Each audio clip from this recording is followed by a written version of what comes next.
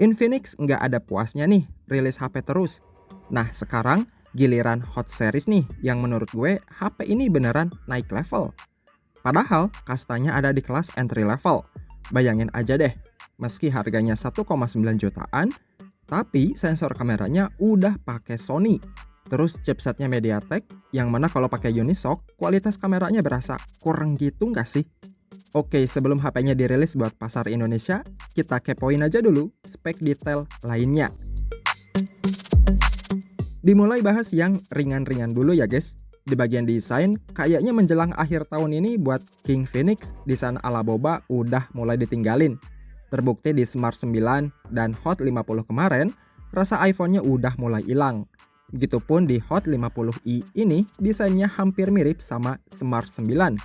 Paling yang ngebedain itu secara keseluruhan bentuk lensa kameranya doang.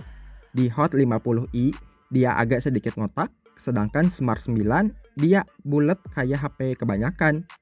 Di bagian layarnya ternyata hampir mirip juga nih sama Smart 9, di mana luasnya itu 6,7 inci panel IPS LCD yang resolusinya HD+. Refresh rate-nya 120 Hz, tapi level kecerahannya lebih tinggi di 800 nits, serta udah support Wideband L1 buat streaming Netflix Full HD. Oh ya, kayaknya cuma Infinix doang deh meski panel IPS, tapi secara default udah dikasih fitur Always On Display. Ya, meski nyalanya cuma 10 detikan doang. Terus yang mencengangkan lagi, di sektor kamera utamanya, Infinix Hot 50i ini pakai sensor Sony IMX582 yang resolusinya 48 megapiksel ditambah lensa gimmick. Terus buat kamera selfie-nya, HP ini dibekali 8 megapiksel aja.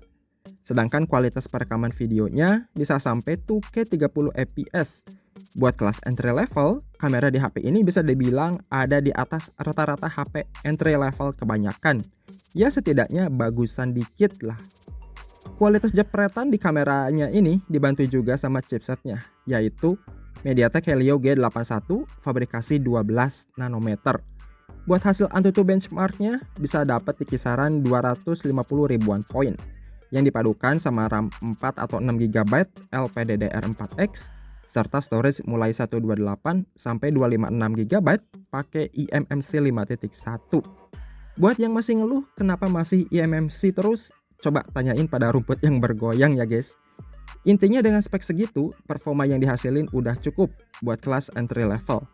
Bahkan aspek lain di kamera sama layarnya, ini HP beneran ada peningkatan.